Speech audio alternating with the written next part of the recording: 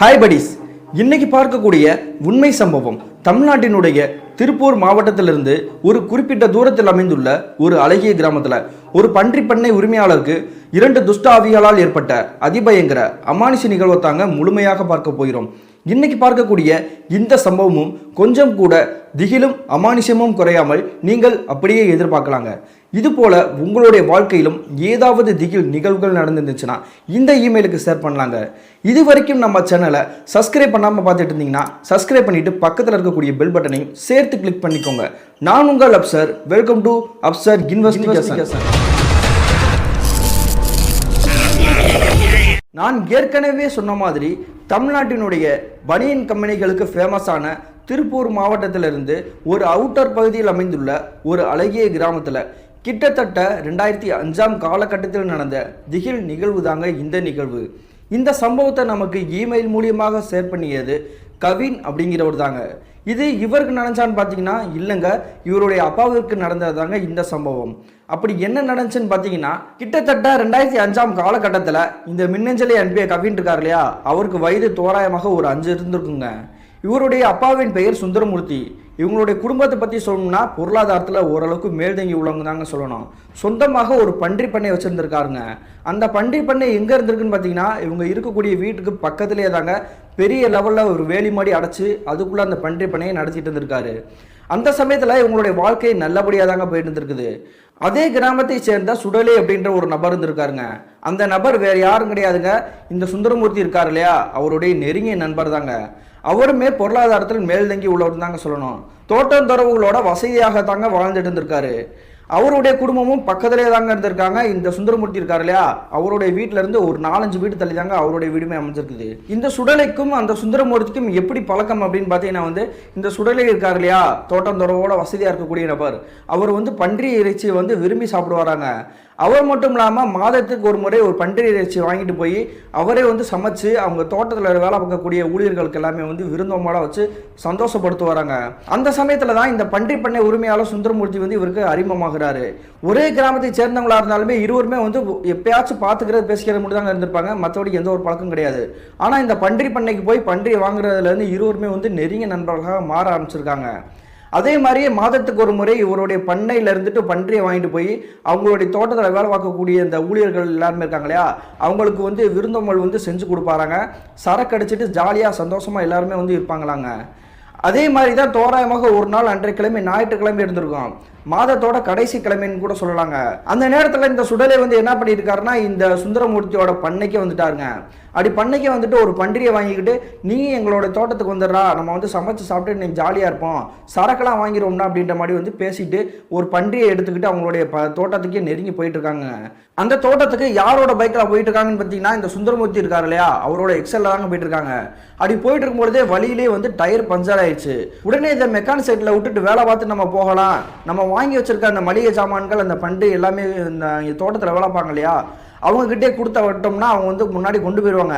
அப்புறம் வேலை பார்த்துட்டு நம்ம வண்டி எடுத்துட்டு அந்த தோட்டத்துக்கு போயிடுவோம்ப்பா அப்படின்ற மாதிரி முடிவு இருக்கிறாங்க.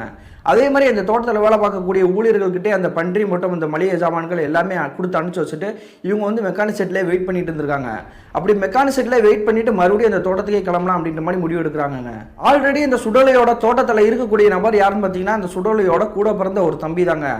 அந்த தம்பி என்ன பண்ணியிருக்காருன்னா, பம்பு செட்டு கிட்ட நெருங்கி வந்திருக்காரு. அந்த சமயத்தில் அந்த பம்பு செட்டில் இருக்கக்கூடிய மோட்டர் பழுதாயிருக்குங்க. கரண்ட் எடுத்து பாஸ் ஆகிட்டே இருந்திருக்குது. உடனே அங்கே வேலை ஆகக்கூடிய ஊழியர்கள் ஒருத்தரை கூப்பிட்டு சொல்கிறாரு, நான் வெளியே இருந்த ஆளை கூட்டிகிட்டு வந்துடுறேன் மெக்கானிக்கை, அதனால அந்த பம்பு செட்டுக்கிட்ட யாரும் குளிக்க வேணாம், அண்ணே வந்தாலுமே நீ சொல்லிடுறா அப்படின்ற மாதிரி சொல்லிட்டு இவர் அந்த மோட்டரை பழுது பார்க்கக்கூடிய ஆட்களை கூப்பிட்றதுக்காக அந்த தோட்டத்திலேருந்து கிளம்பி போயிடாருங்க. இந்த விஷயம் தெரியாம சுந்தரமூர்த்தி சுடலை அந்த தோட்டத்துக்கே கிளம்பி வந்துட்டாங்க. அப்படி கிளம்பி வந்த பிறகு வண்டியெல்லாம் நிப்பாட்டிட்டு அந்த சமையல் எல்லாமே செய்யணும் இல்லையா, அதுக்கான வேலையை இழுத்து போட்டு பார்த்துட்டு இருந்திருக்காங்க. குறிப்பிட்ட சொல்லணும்னா அந்த சமையல் எல்லாமே முழுசாவே முடிச்சிட்டாங்க. அப்படி முடிச்ச பிறகு இந்த சுடலை என்ன பண்றாருன்னு, நம்ம குளிச்சுட்டு வந்துடுவோம், குளிச்சுட்டு நம்ம சாப்பிட ஆரம்பிச்சோம்னா கொஞ்சம் தெம்பா இருக்கும்ல அப்படின்ற மாதிரி முடிவு எடுத்து அந்த பம்பு செட்டுக்கிட்டே நெருங்கி போறாருங்க. இவருடைய தம்பி ஏற்கனவே அங்கே வேலை பார்க்கக்கூடிய ஊழியர்கிட்ட சொல்லிட்டு போனார் இல்லையா, பம்பு செட்டு கரண்ட் பாஸ் ஆகிட்டு இருக்குது, அதனால யாரும் போக வேணா, அண்ணன்கிட்டே நீ சொல்லிடுறா அப்படின்னு மாதிரி சொன்னார் இல்லையா, அந்த நபர் இந்த விஷயத்த சொல்ல மறந்து போயிட்டார் போலங்க. அவருமே தூரத்துல நின்றுகிட்டு இருந்திருக்காரு. இந்த விஷயம் தெரியாம அந்த சுடலை வந்து அந்த பம்பு செட்டு கிட்ட போய் நெருங்கி போயிருக்காருங்க. தண்ணி இல்ல, தொட்டியில. உடனே அந்த மோட்டரை வந்து கை வச்சு டக்குன்னு ஆன் பண்றாருங்க. ஆன் பண்ண அடுத்த நிமிஷமே தடால்னு ஒரு சவுண்டுங்க. அந்த சத்தத்தை கேட்ட அடுத்த நிமிஷமே எல்லாருமே வந்து பக்கத்துல வராங்க. கரண்ட் பாஸ் ஆகி ஒரு வந்து கருகிட்டு இருந்திருக்காருங்க இந்த சுடலை அப்படின்றவரு. இந்த காட்சியை பார்த்த சுந்தரமூர்த்திக்கு நடுங்கி போயிட்டாருங்க. அதன் பிறகு வந்து என்ன பண்றதுன்னு தெரியாம எல்லாருமே அந்த இடத்த நோக்கி ஓடிட்டு இருந்திருக்காங்க. கூட வந்துட்டு இருந்த அந்த தோட்டத்தோட வேலை பார்க்கக்கூடிய ஊழியர் இருக்கார் இல்லையா, அவருக்கு வந்து ஏற்கனவே விஷயம் தெரியும். நம்ம தெரியாதனமா சொல்லாம மறந்துட்டோமே, அதனாலதான் நம்ம முதலாளி வந்து இப்படி வந்து மாட்டிக்கிட்டு இருக்காரு அப்படின்ற மாதிரி பதறி போயிட்டாருங்க. இவருடைய தம்பி வந்து என்கிட்ட வந்து ஆல்ரெடி சொல்லியிருந்தாரு கரண்ட் பாஸ் ஆகுதுன்ட்டு. நான் தான் தெரியாதனமா எதுவுமே சொல்லாம விட்டுட்டேன், மறந்து போயிட்டேங்க அப்படின்ற மாதிரி சொல்றாருங்க. அதன் பிறகு வந்து நம்ம எப்படியாவது இவரை வந்து காப்பாற்றி ஆகணும் அப்படின்ற மாதிரி வந்து கூடி பேசிட்டு இருக்காங்க. அந்த சமயத்தில் அந்த பதறி போன அந்த ஊழியர் இருக்கார் இல்லையா, இந்த விஷயத்தை கூட மறைச்சாரே சொல்ல மறந்து போயிட்டாரு. மறந்து போயிட்டாரு. அந்த நபர் வந்து அவசரத்தில் வந்து என்ன பண்ணிட்டு இருக்காருன்னு பார்த்தீங்கன்னா, அந்த மெயின் பாக்ஸ்லேயே மறுபடியும் இவரும் போய் கை வச்சிருக்காருங்க. கை வச்ச அடுத்த நிமிஷமே இருவருமே வந்து அப்படியே தூக்கி வீசியிருக்காங்க. உடனே கூடியிருக்க எல்லா நபர்களும் வந்து பக்கத்தில் நெருங்கி போய் பார்க்குறாங்க. அந்த 2 நபர்கள் வந்து கருகி போய் கலந்துருக்காங்க. அப்படி மெல்ல மெல்லமாக அவங்களுடைய கண்களை வந்து இருட்டிட்டு அப்படி மூச்சு வெளியே போயிருக்குங்க. அதுக்கு பிறகு தாங்க தெரியுது இந்த 2 நபர்களும் வந்து அதே இடத்துல வந்து இறந்து போயிட்டாங்க அப்படின்ற மாதிரி. இந்த சம்பவம் நடந்து கிட்டத்தட்ட ஒரு 3/4 மணி நேரம் கடந்திருக்கும். அந்த சமயத்திலுமே எல்லா நபர்களும் வந்து அந்த 2 நபர்கள் வந்து இறந்து போனாங்க இல்லையா, அவங்க பக்கத்துலேயே தாங்க உட்காந்துட்டு இருந்திருக்காங்க. நம்ம என்ன பண்ணுறதுன்னு தெரியலையே, வந்து கேட்டாங்கன்னா நம்ம என்ன சொல்கிறது அப்படின்ற மாதிரி வந்து திகச்சு போய் உட்காந்துருக்காங்க. அந்த சமயத்தில் உங்களோட இந்த சுடலையோட தம்பி வந்து தோட்டத்திலேருந்து வெளியே போனார் இல்லையா, வேலையாட்களை கூட்டிகிட்டு வரேன், அதாவது வயர்மனை கூட்டிகிட்டு வரேன்ட்டு அந்த நபர் வந்து நெருங்கி வந்துட்டாருங்க தோட்டத்துக்கு. அப்படி நெருங்கி வந்ததுக்கப்புறம் இந்த காட்சி வந்து பார்க்குறாருங்க. பார்த்துட்டு இப்படி மிரண்டு போயிட்டாரு. அதன் பிறகு இவங்க பக்கத்திலே வந்துக்கிட்டு என்னாச்சு, ஏன் இப்படி நடந்துச்சு அப்படின்ற மாதிரி விசாரிக்கிறாங்க. இந்த பம்பு செட்டில் வந்து கரண்ட் பாஸ் ஆகுதுன்ற விஷயத்தை வந்து அவர் சொல்ல மறந்துட்டாரு. சொல்ல மறந்ததுனால தான் இந்த சுடலை வந்து பக்கத்தில் போய் அந்த மோட்டரை வந்து ஆன் பண்ணியிருக்காரு. ஆன் பண்ண அடுத்த நிமிஷமே வந்து கரண்ட் பாஸ் ஆகி வந்து இப்படி கருகி போயிட்டாரு. அதன் பிறகு நம்ம தான் காரணம் அப்படின்றக்காக, நம்ம எப்படியாவது காப்பாற்றணும் அப்படின்றக்காக அந்த தோட்டத்தில் வளர்க்கக்கூடிய அந்த வேலை நபர் இருக்கார் இல்லையா, அவருமே வந்து டச் பண்ணியிருக்காரு. அவருமே வந்து இப்படி கருகி தூக்கி வீசிட்டாங்க. இப்படி இருவருமே வந்து இங்கே இறந்து போயிட்டாங்க ஸ்பாட்லேயே அப்படின்ற மாதிரி சொல்லியிருக்காருங்க இந்த சுந்தரமூர்த்தி. அதுக்கு பிறகு வேறு வழி இல்லைல, இருவருடைய சடலத்தையும் தூக்கிட்டு நம்மளுடைய கிராமத்துக்கே கொண்டு போயிடும் அப்படின்ற மாதிரி முடிவு எடுத்து அவங்க இருவருடைய சடலத்தை தூக்கிட்டு அவங்களுடைய வீட்டுக்கு கிளம்பி போயிட்டாங்க. அப்படி போன பிறகு சுந்தரமூர்த்தி என்ன பண்றாருன்னா, கடைசி வரைக்கும் கூட தாங்க இருக்காரு அந்த துக்க நிகழ்வு இறுதி சடங்கு எல்லாமே முடியறதுக்காக. இவங்க சமைச்சு வச்ச பன்றி இறைச்சி மற்றும் சாராயம் எல்லாமே வந்து அந்த தோட்டத்திலே தாங்க இருந்திருக்குது. இந்த இருவரும் திடீர்னு இறந்த பிறகு இவங்களுடைய சடலத்தை தூக்கிட்டாங்க இவங்களுடைய வீட்டுக்கே கிளம்பி வந்திருக்காங்க. அதன் பிறகு சுந்தரமூர்த்தி வந்து என்ன பண்றாருன்னா, அந்த சுடலை வந்து நெருங்கிய நண்பர் தானே இருக்காரு, அதனால இவங்களுடைய உறவினர்கள் எல்லாருமே வந்துட்டு அவங்களுடைய வீட்டுக்கே கிளம்பி போயிட்டாங்க. அப்படி துக்க நிகழ்வுல கலந்துக்கிட்டு இறுதி சடங்கு முடிகிற வரையும் கடைசி வரையும் கூடயே தாங்க இருந்துட்டு இந்த சுந்தரமூர்த்தி அவருடைய வீட்டுக்கு வந்திருக்காரு. அப்படி இவருடைய நண்பர் சுடலை இறந்த பிறகுதாங்க இவருடைய வாழ்க்கையில அமானுஷ காற்று வீச ஆரம்பிச்சிச்சு. அப்படி என்ன நடந்திருக்குன்னு பார்த்தீங்கன்னா, அன்றைய இரவு தோராயமாக ஒரு 10 மணி இருந்திருக்குங்க. இவங்க எல்லாருமே சாப்பிட்டுட்டு தூங்குறதுக்காக வந்து தயாராகிட்டு இருந்திருக்காங்க. அந்த சமயத்தில் இவங்களுடைய வீட்டுக்கு பக்கத்தில் இருக்கக்கூடிய இடத்துல தாங்க பன்றி பண்ணை அமைச்சிருக்காங்க. நான் ஏற்கனவே சொல்லியிருந்தேன் இல்லையா, அந்த இடத்துல வந்து பன்றிகள் வந்து பயங்கரமாக கீறிட்டு கத்துற மாதிரி சத்தம் கேட்குது. என்னடா அது பன்றிகள் கத்துற மாதிரி சத்தம் கேட்குது அப்படின்னு சொல்லிட்டு சுந்தரமூர்த்தி அலறி அடிச்சுக்கிட்டு அவருடைய பன்றி பண்ணிக்கிட்டே நெருங்கி போயிட்டாருங்க. அப்படி நெருங்கி போய் பார்க்குறாருங்க, வேலி எல்லாமே அடைச்சு தானே வச்சிருக்காரு, அதில் எந்த மாற்றமும் இல்லாமல் அப்படியே தான் இருக்குது. அப்புறம் எதுக்கு உள்ள சத்தம் கேட்குது, ஒருவேளை சண்டை போட்டுட்டு இருக்குமோ அப்படின்னு சொல்லி நினச்சிக்கிட்டு அந்த பண்ணைக்குள்ளேயே நெருங்கி உள்ளே போயிட்டாருங்க. அப்படி பண்ணைக்குள்ளே போன பிறகு வந்து ஒரு இடத்துல வந்து பார்க்குறாருங்க, பன்றி வந்து துடிச்சிட்டு இருந்திருக்குது. என்னடா அது பண்ணி துடிக்கிற மாதிரி இருக்குது அப்படின்னு சொல்லிட்டு பக்கத்தில் நெருங்கி போய் அந்த பண்ணி வந்து கையில் எடுத்து தூக்கி பார்க்குறாரு. அப்படி பொதறி போட்ட மாதிரி அந்த பன்றி வந்து பிச்சு இப்படி கூரை அப்படி போட்டால் எப்படி இருக்கும் அந்த மாதிரி வந்து போட்டு கிடக்குதுங்க. இதை பார்த்ததும் மிரண்டு போயிட்டாருங்க. என்னடா அது பன்றி இந்த மாதிரி வந்து செத்து போய் கிடக்குது. பக்கத்தில் இருக்க எல்லா பன்றிகளையும் பார்க்குறாருங்க, எல்லாமே வந்து அலறி அடிச்சுட்டு பயத்தில் இருக்கிற மாதிரி தெரியுது. இந்த ஒரு பன்றி மட்டும் வந்து பிச்சு போட்ட மாதிரி குதறி போட்டு கிடக்குது. இதை யார் பண்ணியிருப்பா அப்படின்ற மாதிரி வந்து சுற்றி முற்றி தேடுறாருங்க. ஒருவேளை நான் எதுவும் விலங்கு எதுவும் உள்ளுக்குள்ளே வந்துருச்சோ அதனால தான் இப்படி நடந்துருச்சோ அப்படின்ற மாதிரி நினச்சிக்கிட்டு மறுபடியும் இவருடைய வீட்டுக்கே வந்துட்டு அவங்களுடைய மனைவி கிட்ட சொல்லியிருக்காங்க. அதன் பிறகு அவங்களுடைய மனைவி வந்து என்ன சொல்கிறாங்கன்னா, நீ எதுக்கும் பயப்படாதியா, ஒருவேளை நான் எதுவும் விலங்கு எதுவும் உள்ளுக்குள்ளே வந்துருச்சு போல, அதனால தான் பன்றிக்கு இப்படி ஆயிடுச்சு அப்படின்ற மாதிரி வந்து அவங்களுக்கு ஆறுதல் சொல்லியிருக்காங்க இவருடைய மனைவி.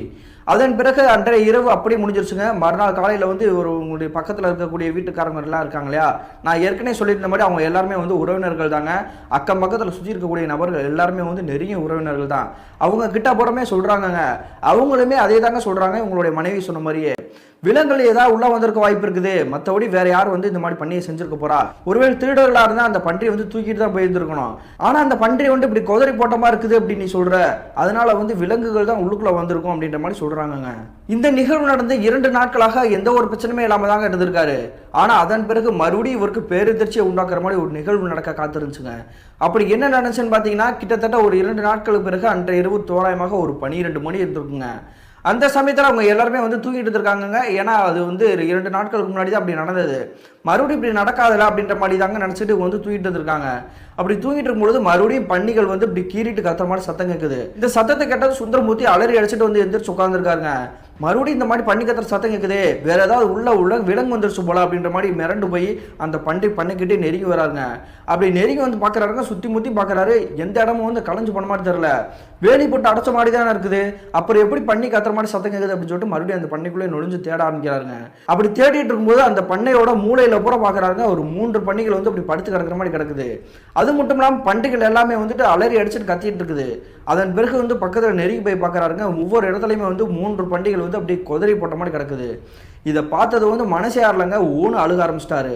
அதன் பிறகு அவங்க கூட வந்து அவங்களுடைய மனைவி வந்து ஆறுதல் பண்ணி, வாயா வீட்டுக்கு போவோம் அப்படின்ற மாதிரி வந்து வீட்டுக்கு கூப்பிட்டு வந்திருக்காங்க. அப்படி வீட்டுக்கு வந்த பிறகு இந்த இருவருக்குமே வந்து ஒன்றுமே புரியலைங்க. உள்ளுக்குள்ள எந்த ஒரு விலங்கும் வந்த மாதிரி ஒண்ணுமே தெரியல.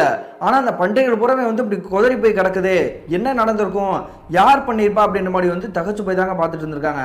அதன் பிறகு மறுநாள் காலையில் விழிஞ்ச பிறகு இந்த சுந்தரமூர்த்தி அப்படின்றவர் வந்து என்ன பண்றாருன்னா, அவங்களுடைய கிராமத்தில் இருக்கக்கூடிய ஒரு பெரிய வீட்டுக்காரங்க தலைவர் இருப்பாங்க இல்லையா, அவங்க கிட்டே போயிட்டு புகார் அளிக்கிறாங்கங்க. என்னுடைய பன்றி பண்ணையில் இருக்கக்கூடிய பண்டிகைகள் பூரா கொதறி போட்ட மாதிரி கிடக்குது, அது யார் பண்ற வேலைன்னு தெரியல, உள்ளுக்குள்ள விலங்குகள் வந்த மாதிரி எந்த ஒரு சூடும் இல்லை, அப்போ வேற யாராவது வேணும்னே பழி வாங்குறதுக்காக தான் பண்ணுறாங்க, நீங்கள் தான் கண்டுபிடிக்கணும் அப்படின்ற மாதிரி வந்து சொல்கிறாருங்க. உடனே அந்த ஊர் தலைவர் வந்து என்ன சொல்கிறாருன்னா, உங்களுடைய பண்ணையில் வந்து இந்த மாதிரி நடக்குது அப்படின்னா வந்து அதுக்காக காரணம் வந்து வேற யாராவது இருப்பாங்க, உனக்கு எதிரி யாராவது இருக்காங்களான்னு கேட்குறாருங்க. ஆனால் இந்த சுந்தரமூர்த்தியை பொறுத்தவரை அந்த கிராமத்தில் இருக்கக்கூடிய எல்லா நபர்கள்ட்டையும் நல்லா அன்பாக பழகக்கூடிய ஒரு உறவினர்கள் தான். அப்புறம் எப்படி உனக்கு எதிரிகள் இருக்க வாய்ப்பு இருக்குது, இங்கே திருடர்களும் வர வாய்ப்பு இல்லை, எதிரிகளும் உனக்கு இல்லை, வேற ஏதோ நடக்குதுரா, மறுபடியும் இந்த மாதிரி பிரச்சனை நடக்குதுன்னா நீ வந்து காவல்துறையிலேயே கம்ப்ளைண்ட் பண்ணிடு அப்படின்ற மாதிரி அந்த ஊர் தலைவர் சொல்லி இவரை வந்து வீட்டுக்கு அனுப்பிச்சு வைக்கிறாருங்க. ஊர் தலைவரே இப்படி சொல்லிட்டாரே, நம்ம என்ன பண்றது, நம்ம வேற யாரை வச்சு எப்படி கண்டுபிடிக்கிறது அப்படின்ற மாதிரி குழப்பத்தோட தாங்க இந்த சுந்தரமூர்த்தி வந்து வீட்டுக்கு வந்திருக்காரு. அதன் பிறகு நமக்கு யாருமே ஹெல்ப் பண்ண வேணாம், நம்மளே பார்த்துக்குவோம் அப்படின்ற மாதிரி முடிவு எடுத்து அந்த பன்றி பண்ணைக்கு பக்கத்திலே ஒரு வயர் கட்டில் இருந்துருக்குங்க, அந்த வயர் கட்டிலே போட்டு தூங்க ஆரம்பிச்சிருக்காரு. இதுக்கு மேல நம்மளை தாண்டியவே வரப்போறா, வந்து அவனை வந்து கொல்லாம போடக்கூடாது அப்படின்றக்காக அந்த இடத்துலயே தாங்க தங்க ஆரம்பிச்சிருக்காரு. கிட்டத்தட்ட 1 வார காலகட்டங்களாக எந்த ஒரு பிரச்சனையுமே இல்லைங்க. அதன் பிறகு வந்து இந்த சுந்தரமூர்த்தியோட மனைவி வந்து என்ன சொல்லியிருக்காங்கன்னா, நீ இனிமேல் அந்த இடத்துல இருக்க வேணாம்யா, அது வந்து எதர்ச்சியா ஏதோ நடந்துருச்சு, ஆனால் 1 வார காலகட்டமாக நீ இங்கே தானே இருக்கிற, ஆனால் எதுவுமே நடக்கவே இல்லையே, அப்புறதுக்கு நீ வந்து தூக்கத்தை கெடுத்துட்டு இங்கே உட்காந்துருக்குற, நீ வீட்டுக்கு வா அப்படின்ற மாதிரி கூட்டிகிட்டு போயிருக்காங்க அவங்களுடைய வீட்டுக்கு. இந்த சுந்தரமூர்த்தியுமே வந்து என்ன நினைக்கிறாருன்னா, தன்னுடைய மனைவி சொல்றது வந்து கரெக்டாக இருக்குமே அப்படின்ற மாதிரி தாங்க முடிவு எடுக்கிறாரு. என்ன காரணம்னா, 1 வார காலகட்டமாக வந்து முன்னாடியே வயர் கட்டில் போட்டு அங்கே தான் படுத்து தூங்கிட்டு இருக்காரு, அவரை தாண்டி எந்த ஒரு விஷயமே நடக்கல. அதன் பிறகு மறுபடியும் ஏதாவது ஒரு பிரச்சனை வர வாய்ப்பே இல்லையே, இது வந்து எதர்ச்சியாக நடந்த விஷயமா கூட இருக்கலாம் அப்படின்ற மாதிரி முடிவெடுத்து நம்பிக்கையோட அவங்களோட வீட்டுக்கு போய் தூங்கலாம் அப்படின்ற மாதிரி வந்து ட்ரை பண்ணுறாங்க. அப்படி வீட்டுக்குள்ள நுழைஞ்ச நேரம் பார்த்தீங்கன்னா தோராயமாக ஒரு 2:30 மணி இருந்திருக்கும். அந்த சமயத்தில் படுத்து தூங்கலாம் அப்படின்றக்காக பாயை விரிச்சு அப்படி தலை சாஞ்சிருக்காருங்க. தலை சாஞ்ச அடுத்த நிமிஷமே இவங்க எல்லாருக்குமே வந்து பேரெதிர்ச்சிங்க. என்ன நடந்திருக்குன்னு பார்த்தீங்கன்னா, அந்த பண்டிகைகள் இருக்கு இல்லையா பண்ணைக்குள்ள, மறுபடியும் கீறிட்டு கத்துற மாதிரி சத்தம் கேட்குதுங்க. இந்த முறை சத்தம் வந்து கொஞ்சம் பலமாகவே கேட்குது. உடனே அதிர்ச்சியோட மிரண்டு போய் இந்த சுந்தரமூர்த்தி அவங்களுடைய மனைவி வந்து அந்த பன்றி பண்ணிக்கிட்டே நெருங்கி வந்துட்டாங்க. மறுபடியும் சுற்றி முற்றி பார்க்குறாங்க, அந்த வேலையெல்லாம் அடைச்ச மாதிரியே இருக்குது, இவங்க போட்டிருக்க கட்டில் கூட அந்த வாசலை தொட்டு தாங்க இருக்குது, அதை தாண்டி வேற யாரும் வந்திருக்க முடியாது, அப்புறம் எப்படி சத்தம் கேட்குது அப்படின்னு சொல்லிட்டு உள்ளுக்குள்ளே போய் நுழையிறாங்க. இந்த முறை நுழையிறப்ப வந்து கையில் ஒரு டார்ச் லைட் வச்சிருக்காரு, ஏன்னா அந்த இடத்துல வந்து ஒரு விளக்கு கூட இல்லைங்க, அதனால இருட்டா கருப்பு முன்னு தான் இருந்திருக்கும். அந்த சமயத்திலே டார்ச் லைட் அடிச்சுக்கிட்டு மூளையில சுற்றி பார்த்துட்டு இருக்காருங்க இந்த சுந்தரமூர்த்தி. அப்படி பார்த்துட்டு இருக்கும்போது ஒரு இடத்த பார்த்துட்டு அப்படி மிரண்டு போய் நிற்கிறாரு. என்ன நடந்திருக்கு பார்த்தீங்கன்னா, அந்த இடத்துல வந்து யாரோ ஒரு நபர் உட்காந்துருக்க மாதிரி தெரியுது. உடனே இவர் என்ன நினச்சிக்கிறாருன்னா, யாரோ ஒரு திருடன் தான் உள்ள வந்துட்டான் போல அப்படின்ற மாதிரி நினச்சிக்கிறாருங்க. ஆனாலுமே இவருக்கு அவருடைய மனைவிக்கு வந்து பெரிய சந்தேகம். வேலி எல்லாமே அடைச்சுப்பட்டிருக்குது, அந்த வாசலுக்கு முன்னாடி நம்ம கூட ஒரு கட்டில கூட போட்டிருக்கோம், அதை எல்லாமே நகர்த்தாம எப்படி இவங்க உள்ள வந்தாங்க அப்படின்ற மாதிரி தாங்க மிரண்டு போய் பார்த்துட்டு இருந்திருக்காங்க. அதன் பிறகு சுந்தரமூர்த்தி என்ன பண்றாருன்னா, இந்த மூலையிலான ஒரு நபர் பார்த்துட்டு இருக்காங்க, மறுபடியும் இன்னொரு மூலையில வந்து பார்க்கறாங்க. பார்த்த அடுத்த நிமிஷமே அதிர்ச்சியில உறைஞ்சு போய் நிற்கிறாருங்க இந்த சுந்தரமூர்த்தி.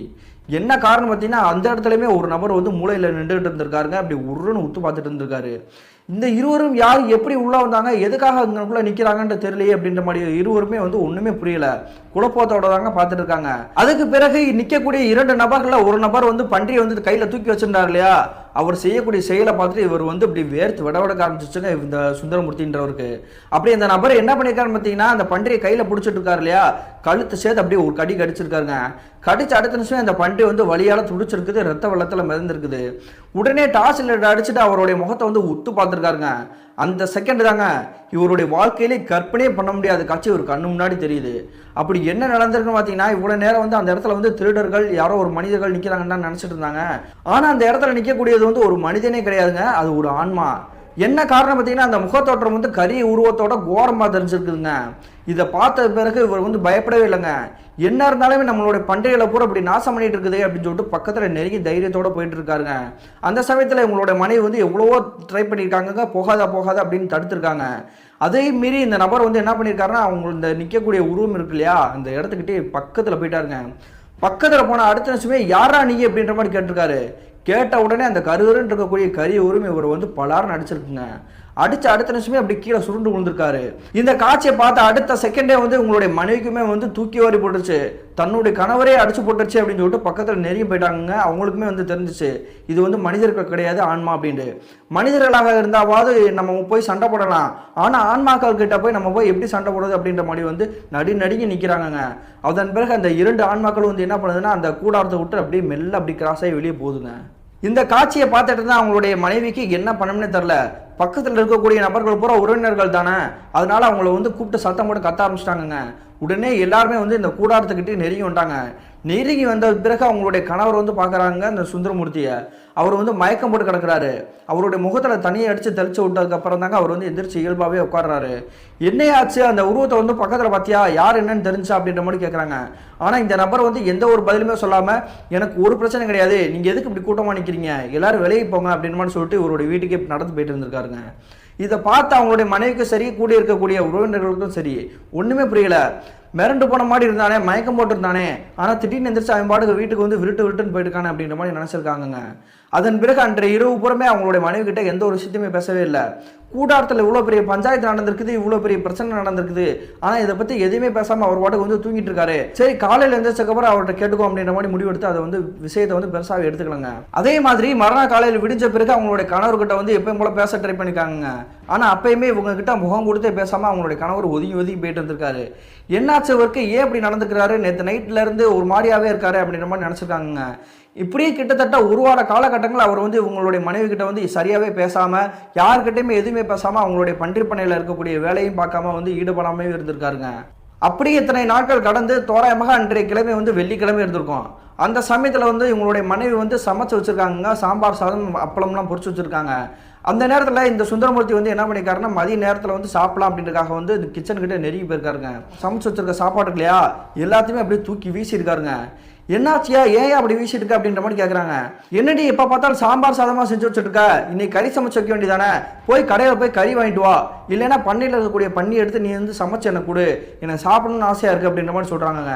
இவங்க என்ன நினச்சிக்கிறாங்கன்னா, இன்னைக்கு வெள்ளிக்கிழமைனே தெரியாமல் இந்த ஆள் இப்படி கேட்டுட்டு இருக்காரு, அதனால் வந்து நம்ம எதுவுமே கண்டுக்க வேணாம், உனக்கு கறி வேணும்னா நீ போய் வாங்கிட்டு வாயா அப்படின்ற மாதிரி சத்தம் போடுறாங்க. அதன் பிறகு இந்த சுந்தரமூர்த்தி வந்து என்ன பண்ணுறாருன்னா, பக்கத்தில் இருக்கக்கூடிய பண்ணைக்கிட்டே நெருங்கி போயிட்டாருங்க. அப்படி நெருங்கி போனவர் வந்து அவங்களுடைய மனைவி வந்து பார்க்கவே இல்லைங்க, வேற எங்கேயோ போயிட்டார் போல அப்படின்னு தான் நினச்சிருக்காங்க. ஆனால் இந்த சுந்தரமூர்த்தி என்ன பண்ணுறாருன்னா, பக்கத்தில் இருக்கக்கூடிய அந்த பன்றி பண்ணையிலேருந்து ஒரு பன்றி எடுத்துட்டு அப்படியே கழுத்தை மட்டும் கரகரன்னு அறுத்து போட்டிருக்காருங்க. அறுத்துட்டு இவங்களுடைய வீட்டுக்கு கொண்டு வந்துட்டாரு. என்னையா பண்ணிட்டு இருக்க, ஏயா இந்நேரத்தில் அப்படி பண்ணிட்டு இருக்க, இன்னைக்கு வெள்ளிக்கிழமையா, கோயிலுக்கு போக வேண்டியிருக்கியா, நீ என்னையா தப்பா பண்ணிட்டு இருக்க அப்படின்ற மாதிரி வந்து அவங்களுடைய மனைவி வந்து சத்தம் போட்டிருக்காங்க. ஆனால் எதையுமே காதலே வாங்காமல் சுந்தரமூர்த்தி வந்து அந்த பன்றியை வந்து சமைக்கிறதுக்காக தயாராகிட்டு இருக்காருங்க. அப்போதாங்க இவங்களுக்கு ஒரு விஷயமே தெரிய வந்திருக்குது. தன்னுடைய கணவருக்கு வந்து சமைக்கவே தெரியாது, ஆனால் அந்த பன்றியை வந்து சமைக்கிறதுக்காக எல்லா வேலையும் செஞ்சுட்டு இருக்காரு அப்படின்ற மாதிரி வந்து மிரண்டு போய் பார்த்துட்டு இருக்காங்க. அதன் பிறகு அந்த பன்றியை வந்து முழுமையாக சமைக்கிற வரையும் வந்து காத்துட்டே இருந்திருக்காங்க. என்ன செய்கிறாரு, எப்படி செய்ய தெரியுதா அப்படின்ற மாதிரி பார்த்துருக்காங்க. அதே மாதிரி இந்த சுந்தரமூர்த்தி வந்து கடைன்னு அவங்களோட சமையல் வேலையை பூரா செஞ்சு முடிச்சிருக்காங்க. அதன் பிறகு சமையல் பூரா செஞ்ச பிறகு வந்து அந்த பன்றி எடுத்து ஒரு தட்டில் போட்டுட்டு அந்த கறி எடுத்து சாப்பிட ஆரம்பிச்சிருக்காரு. இந்த காட்சியை பார்த்த பிறகு தாங்க சுந்தரமூர்த்தியோட மனைவிக்கு வந்து ஒரு விஷயமே புரிதட்ட ஆரம்பிச்சிருக்குது. தன்னுடைய கணவர் வந்து இயல்பான நிலைமையிலே இல்லை. ஏன்னா அவருக்கு வந்து சமைக்கவே தெரியாது. நம்ம சமைச்சு கொடுத்தா தான் சாப்பிடுவாரு. அதே மாதிரி வந்து வெள்ளிக்கிழமைனா கோயிலுக்கு போகணும் அப்படின்றக்காக பக்தியாக இருப்பார். இன்றைக்கி என்ன பண்டிகை எடுத்து அவரே சமைச்சு சாப்பிட்டுட்டு இருக்காரு. இவருடைய உடம்புல வந்து எதுவும் காற்று கருப்பண்டி இருக்குமா அப்படின்ற மாதிரி தெரிய வந்திருக்குங்க. அதன் பிறகு பக்கத்தில் இருக்கக்கூடிய உறவினர்கள் எல்லாருமே உங்களுடைய வீட்டுக்கு கூட்டிகிட்டு வந்துட்டாங்க. அப்படி கூட்டிகிட்டு வந்த பிறகு எல்லாருமே சேர்ந்துட்டு இவரை வந்து உத்து பார்த்துட்டு இருக்காங்க. இந்த சுந்தரமூர்த்தி தட்டில் போட்டுட்டு சோறை போட்டு இப்படி பெண்ணஞ்சு அடிச்சுட்டு இருக்காரு. அந்த பன்றி இறைச்சியுமே சேர்த்து சாப்பிட்டுட்டு இருந்திருக்காரு. அந்த சமயத்தில் கூடியிருக்கக்கூடிய உறவினர்களில் ஒருத்தர் வந்து என்ன பண்ணியிருக்காருன்னா, டேய் சுடலை, உனக்கு கறி போதுமாடா அப்படின்ற மாதிரி கேட்டிருக்காருங்க. கேட்ட அடுத்த நிமிஷமே அந்த சுந்தரமூர்த்தி இருக்காரு இல்லையா, அவர் வந்து என்ன பண்ணியிருக்காருன்னா, எனக்கு பத்தாது, நான் இன்னும் சாப்பிடணும் அப்படின்ற மாதிரி சொல்லியிருக்காருங்க. இதை கேட்ட அடுத்த நிமிஷம் கூடியிருக்கக்கூடிய எல்லா நபருக்குமே வந்து தெரிய வந்துருச்சு, இவருடைய உடம்புல வந்து சுடலே தான் இறங்கியிருக்கான், அவன் தான் அப்படி ஆன்மாவா வந்து ஆட்டி படைச்சிருக்கான் அப்படின்ற மாதிரி புரிய வந்திருக்குங்க. அதுக்கு பிறகு மறுபடியும் அந்த பெரிய ஒரு எதிர்கல்வி கேட்க ஆரம்பிக்கிறாருங்க. நீ வந்த வேலையெல்லாம் முடிச்சுட்டேல, சாப்பிட்டுட்டு நீ வந்து இந்த இடத்த விட்டு கிளம்பி போயிரு, மறுபடியும் இந்த இடத்துல வந்து நீ வரவே கூடாது அப்படின்ற மாதிரி சொல்றாரு. ஆனால் இதை கேட்ட சுந்தரமூர்த்தி வந்து மறுபடியும் சொல்ல ஆரம்பிக்கிறாரு, எனக்கு இந்த பன்றி கறியெல்லாம் பத்தாது, அந்த பன்றி பண்ணையில் இருக்க அத்தனை பட்னியுமே வந்து எனக்கு வந்து நீங்கள் விருந்தமெல்லாம் வைக்கணும், அதை சாப்பிட்டு தான் நான் அந்த இடத்த விட்டு கிளம்புவேன் அப்படின்னு ஆங்காரமாக ஆக்ரோஷமாக சிரிக்கிறாருங்க. இதை கேட்டது அவங்க கூடியிருக்கக்கூடிய உறவினர்களுக்கு புறமே பயத்தில் நடுக்க ஆரம்பிச்சிட்டாங்க. இவனோட உடம்புல இருக்கக்கூடிய இந்த ஆன்மா வந்து நம்ம விரட்டுறது சாதாரண விஷயம் இல்லை போலயே, நம்ம என்ன பண்ணுறது அப்படின்ற மாதிரி நினச்சிருக்காங்க. மறுபடியும் அந்த பெரியவர் வந்து என்ன பண்ணுறாருன்னா, சத்தம் போட்டு கோவத்தோட பேச ஆரம்பிக்கிறாரு. நான் உங்ககிட்ட ஒழுங்காக சொல்லும் பொழுது நீ இந்த இடத்த விட்டு சாப்பிட்டு கிளம்பி போயிடணும், கிளம்பி போகலைன்னா நான் உன்னை வந்து என்ன பண்ணுன்னு எனக்கே தெரியாது அப்படின்ற மாதிரி பேச ஆரம்பிக்கிறாருங்க. அந்த பெரியவரை பார்த்தாலே இந்த ஏரியாவில் இருக்கக்கூடிய நிறைய நபர்கள் வந்து பயப்படுவாங்க. குறிப்பாக இந்த சுடலை இருக்கார் இல்லையா, உயிரோடு இருக்கும் பொழுது அவர் வந்து பார்த்தாலே பயப்படுவாங்க. ஏன்னா இவருடைய சொந்த தாய் மாமா தாங்க இந்த பெரியவரே. அதனால தாங்க அவர் பயத்தோட நடுக்கத்தோடயே தாங்க பேச ஆரம்பிச்சிருக்காரு. என்னை எதுவும் பண்ணிடுறாங்க, எனக்கு வந்து விருந்தோம்பல் நீங்கள் வந்து போட்டு கொடுத்துட்டீங்கன்னாவே நான் சாப்பிட்டுட்டு நான் இந்த இடத்த விட்டு கிளம்பி போயிடுவேன் அப்படின்ற மாதிரி சொல்கிறாங்க. அதன் பிறகு வந்து அவர் என்ன கேட்குறாரு அப்படின்ற மாதிரி வந்து இவங்க எல்லாருமே வந்து கேட்க ஆரம்பிக்கிறாங்க. அந்த பன்றி பண்ணையில் இருக்கக்கூடிய ஒரு முழுசாவே ஒரு பண்ணியை எடுத்து அதை வந்து கறி சமைச்சு இவங்களுக்கு வந்து அந்த தோட்டத்தில் வந்து இவர் வந்து பாதியில் வந்து இறந்து போனார் இல்லையா, அதே இடத்துக்கே கூட்டிகிட்டு போய் ஒரு வாழை இலையில் விரித்து அவருக்கு வந்து விருந்து வச்சா மட்டும் தான் அதை சாப்பிட்டுட்டு நான் வந்து போவேன், இல்லைன்னா அந்த இடத்த விட்டு போக மாட்டேன் அப்படின்ற மாதிரி சொல்லியிருக்காருங்க அந்த சுடலை அப்படின்றவருடைய ஆன்மா. அதன் பிறகு அவர் இந்த தோட்டத்துக்கே கிளம்பி போயிட்டாங்க இந்த உறவினர்கள் எல்லாருமே. அந்த பன்றி பண்ணையில் இருக்கக்கூடிய ஒரு பன்றியை மட்டும் தூக்கிட்டு போய் அதே மாதிரி சமைச்சு ஒரு பெரிய வாழையில போட்டு இவருக்கு வந்து விருந்தோம்பலாக வச்சு சாப்பிட வச்சிருக்காங்க. அப்படி இந்த சுடலை சாப்பிட்டுட்டு இருக்கும்போதே அவருடைய உறவினர்கள் எல்லாருமே வந்து பக்கத்திலே வந்துட்டாங்க. வந்த பிறகு உங்க எல்லாருமே வருத்தத்தோட தாங்க பார்த்துட்டு இருந்திருக்காங்க. அதன் பிறகு அந்த பெரியவர் வந்து என்ன பண்ணுறாருன்னா, நீ எல்லாமே சாப்பிட்டு முடிச்சிட்டல, இவருடைய உடம்பு விட்டு நீ கிளம்பி போயிரு அப்படின்ற மாதிரி சொல்லியிருக்காங்க. நான் கிளம்பி போயிடுவேன், ஆனால் என் கூட வந்தவனை வந்து நான் என்ன பண்ணுறது, அவனை வந்து நீங்கள் விரட்ட முடியாது அப்படின்ற மாதிரி சொல்லியிருக்காருங்க. இதை கேட்ட அடுத்த நிமிஷமே கூடியிருக்கக்கூடிய நபர்கள் எல்லாருக்குமே வந்து பேரெதிர்ச்சி. என்ன சொல்லிட்டு இருக்க, உன்னோட உடம்புல வந்து நீ மட்டும் தானே இருக்கிற, வேற யார் இருக்கா அப்படின்ற மாதிரி கேட்குறாங்க. அதன் பிறகு தாங்க சுந்தரமூர்த்தியோட உடம்புல இருக்கக்கூடிய சுடலையோட ஆன்மா வந்து மறுபடியும் ஒரு விஷயம் சொல்லுது. அப்படி என்ன சொல்லியிருக்குன்னு பார்த்தீங்கன்னா, இவனோட உடம்புல வந்து நான் மட்டும் கிடையாது, என் கூட முத்துக்கருப்பனும் இருக்கான் அப்படின்ற மாதிரி சொல்லியிருக்காருங்க. இதை கேட்ட அனைத்து உறவினர்களுக்குமே வந்து ஈரோ கூட நடுங்கி போயிருச்சு. அந்த முத்துக்கருப்பன்றவர் வந்து வேற யாருமே கிடையாதுங்க, இந்த சுடலை காப்பாற்றுறதுக்காக கூட ஒருத்தர் போய் கரண்ட் அடிச்சு செத்து போனார் இல்லையா, அந்த தோட்டத்தில் வளர்க்கக்கூடிய ஊழியர், அவருடைய ஆன்மா தாங்க, அவர் தாங்க முத்துக்கருப்பனு. அந்த முத்துக்கருப்பனோட ஆன்மா வந்து இந்த இடத்த விட்டு போகாது, நான் போயிடுவேன் அப்படின்ற மாதிரி விகாரமாக சிரிச்சிருக்காருங்க. அதன் பிறகு நீ மட்டும் கிளம்பி போ, அவங்ககிட்ட நான் பேசிக்கிறேன் அப்படின்ற மாதிரி அது பெரியவர் சொல்லியிருக்காரு. அப்படி சொன்ன பிறகு இந்த சாப்பாடு எல்லாமே சாப்பிட்டு முடிச்சுட்டு சுடலையோட ஆன்மா இவருடைய உடம்புலேருந்து டிசப்பேர் ஆன கிட்டத்தட்ட ஒரு அரை மணி நேரத்துக்கு வந்து சுந்தரமூர்த்திக்கு எந்த ஒரு பிரச்சனையும் இல்லைங்க. இயல்பாக தாங்க எல்லாருக்கிட்டையும் நல்லா பேசிட்டு இருந்திருக்காரு. கூடியிருக்க நபர்களுமே வந்து என்ன நினச்சிக்கிட்டாங்கன்னா, அந்த ஆன்மா சொன்ன மாதிரி இன்னொரு ஆன்மா இவருடைய உடம்புல இல்லை போல, அதனால தான் எப்பயும் போல நல்லா பேசிட்டு இருக்காரு அப்படின்ற மாதிரி நினச்சிருக்காங்க. ஆனால் அப்படி நினச்சிட்டு இருக்கும்போது திடீர்னு இந்த சுந்தரமூர்த்தி வந்து பேயாடுற மாதிரி ஆட ஆரம்பிச்சிட்டாரு. உடனே எல்லா நபர்களும் வந்து மிரண்டு போய் பார்த்துட்டு இருக்காங்க. என்னாச்சு, மறுபடியும் இவனோட உடம்புல வந்து ஆன்மா இறங்கிடுச்சு, மறுபடியும் இந்த சுடலையோட ஆன்மா தான் இறங்கிடுச்சா அப்படின்ற மாதிரி பார்த்துருக்காங்க. அந்த சமயத்தில் அதை பார்த்துட்டு இருந்த அந்த பெரியவர் வந்து என்ன சொல்லியிருக்காருன்னா, இவனுடைய உடம்புல வந்து அந்த சுடலை ஆன்மா கிடையாது, அந்த ஆன்மா சொன்ன மாதிரி சத்தியவாக்கு கொடுத்துட்டு போயிருச்சு, இப்போ இவனுடைய உடம்புல இருக்கக்கூடியது வந்து வேற ஒரு ஆன்மா, அதுதான் முத்துக்கருப்பனுடைய ஆன்மா அப்படின்ற மாதிரி சொல்லியிருக்காருங்க. அதுக்கு பிறகு அந்த பெரியவர் முத்துக்கருப்பனுடைய ஆன்மா கிட்ட பேச ஆரம்பிக்கிறாரு. உனக்கு என்ன பிரச்சனை, நீயே இவனோட உடம்புல வந்து இறங்கி இவனை வந்து படா படிச்சிட்டு இருக்க அப்படின்ற மாதிரி கேட்குறாருங்க. அதுக்கு அந்த முத்துக்கருப்பனுடைய ஆன்மா வந்து பேச ஆரம்பிக்குதுங்க, ஓன்னு அழுக ஆரம்பிக்குது. நான் இவரை வந்து தொந்தரவு பண்ணுறதுக்காக வரல, என்னுடைய மனைவியை என்னுடைய மகளையும் பார்க்கறதுக்காக தான் நான் இந்த இடத்துக்கே வந்தேன், அவங்கள மட்டும் நான் பார்த்துட்டேன்னா நான் இந்த இடத்த விட்டே போயிடுவேன், யாருக்கு எந்த தொந்தரவும் கொடுக்க மாட்டேன் அப்படின்ற மாதிரி சொல்கிறாருங்க. அதன் பிறகு உங்களுடைய உறவினர்கள் வந்து பக்கத்தில் தான் இருக்காங்க கிராமத்தில், அவங்களுடைய மனைவி மட்டும் மகளை வந்து கூட்டிகிட்டு இந்த தோட்டத்துக்கே வந்துட்டாங்க. அப்படி தோட்டத்துக்கு வந்த பிறகு அந்த முத்துக்கருப்பனுடைய ஆன்மா வந்து அவங்களுடைய மனைவியை பார்த்துட்டு ஒன்று அழுக ஆரம்பிச்சிச்சுங்க. திடீர்னு நான் வந்து இறந்து போயிட்டேன், நான் வந்து என்னுடைய மகளையும் மனைவியையும் வந்து தவிக்க விட்டு போயிட்டேன், அவங்கக்கிட்ட நான் கொஞ்சம் தனியாக பேசணும் அப்படின்ற மாதிரி வந்து சொல்லியிருக்குங்க. அதன் பிறகு கூடியிருக்கக்கூடிய உறவினர்கள் எல்லாமே கொஞ்சம் தள்ளி போய் நிற்கிறாங்கங்க. என்னுடைய மகளை நல்லா படிக்க வச்சு பெரிய ஆளாக்கணுன்றதான் என்னுடைய கனவே. ஆனால் திடீர்னு அப்படி இறந்து போயிட்டேன். அவள் படிக்கணுன்றக்காகவே நான் நிறைய காசை சேர்த்து வச்சு நான் பீரோல் கடியில் வந்து ஒரு பேங்க் புக்கில் வந்து வச்சுருக்கேன், அக்கௌண்ட்டில் நிறையா பணம் போட்டு வச்சுருக்கேன். அந்த பணத்தை எடுத்துகிட்டு என்னுடைய மகளை வந்து நல்லா படிக்க வச்சு நீ சந்தோஷமாக இருமா, உனக்கு விருப்பம் இருந்துச்சுன்னா வேற ஒரு நபரை கல்யாணம் பண்ணிட்டு நீ சந்தோஷமாக வாழணுமா, அதாம்மா என்னுடைய ஆசை அப்படின்ற மாதிரி சொல்லியிருக்காங்க. அதை கேட்டுட்டு அவங்களோட மனைவியுமே வந்துட்டு கதறி கதறி அழுதுட்டு இருக்காங்க. தன்னுடைய கணவர் வந்து இறந்து போன பிறகுமே ஆன்மாவை வந்துட்டு நம்மளுடைய நினப்பிலே வந்து திரும்ப நம்மளை பார்க்கறதுக்காக வந்திருக்காரு அப்படின்ற மாதிரி வந்து நினச்சி தேம்பி அழுதுட்டு இருந்திருக்காங்க. அதன் பிறகு அந்த ஆன்மா சொல்லக்கூடிய விஷயத்தை எல்லாமே சொல்லிட்டு நான் இவங்களுடைய உடம்புலேருந்து விட்டுட்டு போகிறேன், நான் யாருக்குமே எந்த தொந்தரவு கொடுக்குறக்காக வரல. அதே மாதிரி அந்த பன்றி பண்ணையிலுமே வந்து இந்த 2 ஆன்மாக்களை வந்து இவங்க வந்து பார்த்தாங்க இல்லையா, சுந்தரமூர்த்தி அவங்களுடைய மனைவி. அந்த சமயத்துலையுமே அந்த சுடலை அப்படின்றவர் தாங்க அந்த பன்றிகளை வந்து துன்புறுத்தினது. ஆனால் முத்துக்கருப்பனுடைய ஆன்மா வந்து சாதாரணமாக பார்த்துட்டு தாங்க இருந்திருக்குது, யாருக்குமே எந்த தொந்தரவும் கொடுக்காம அப்படியே ஒரு ஓரத்துலாங்க நின்று இருந்திருக்குது. அதே மாதிரி அந்த ஆன்மா சொன்ன மாதிரியே அவருடைய உடம்புலேருந்து இப்படி டிஸப்பியர் ஆயிருக்குங்க. அதன் பிறகு தாங்க சுந்தரமூர்த்தி கிட்டத்தட்ட ஒரு 1/4 மணி நேரம் கழிச்சு தாங்க இயல்பான நிலைமைக்கு மாறியிருக்காரு. இந்த நிகழ்வுக்கு பிறகு சுந்தரமூர்த்திக்கு அந்த சுடலையோட ஆன்மாவாலேயோ இல்லை முத்துக்கருப்பனோட ஆன்மாவாலேயோ எந்த ஒரு பிரச்சனையும் இல்லாமல் அமானுஷத்தோட தாக்கமும் இல்லாமல் நிம்மதியாக தாங்க வாழ்ந்துட்டு இருக்காங்க. இன்னொரு விஷயம் குறிப்பிட்டு சொல்லணும்னா, இந்த முத்துக்கருப்பனோட ஆன்மா அவங்களுடைய மனைவி கிட்ட வந்து பேசுச்சு இல்லையா, தன்னுடைய மகளுக்காக வந்து பணம் சேர்த்து வச்சு நான் அக்கௌண்ட்டில் போட்டு வச்சிருக்கேன் அப்படின்ட்டு. அதே மாதிரி அவங்களுடைய மனைவி வந்து வீட்டுக்கு போய் தேடி பார்த்துருக்காங்க. அவங்களுடைய கணவர் சொன்னது வந்து உண்மைதாங்க, அவங்களுடைய மகளுடைய பேரில் வந்து பணம் போட்டு வச்சிருக்காருங்க அவங்களுடைய கணவர். இதை நினைச்சு அவங்களுடைய மனைவி ரொம்ப சந்தோஷப்பட்டிருக்காங்க. அதுக்கு பிறகு அந்த சுந்தரமூர்த்தியோட வாழ்க்கையில் எந்த ஒரு பிரச்சனை இல்லாமல் நிம்மதியாக தாங்க வாழ்ந்துட்டு இருக்காரு. கிட்டத்தட்ட 2005ஆம் காலகட்டத்தில் என்னுடைய குடும்பத்தில் நடந்தது பிரதர், இந்த சம்பவத்தை வந்து உங்களுக்கு மின்னஞ்சலாக ஷேர் பண்ணியிருக்கேன், என்னுடைய அப்பா கிட்ட பர்மிஷன் கேட்டு தான் நான் ஷேர் பண்ணியிருக்கேன் அப்படின்ற மாதிரி சொல்லி முடிச்சிருக்காருங்க. இந்த மின்னஞ்சலை ஷேர் பண்ணிய கவினுக்கு ஒரு நன்றி சொல்லிக்கலாங்க. மீண்டும் இது போன்ற தரமான திரளான சுவாரஸ்யமான நிகழ்வுடன் உங்களை சந்திக்கும் வரை நான் உங்கள் அப்சர்.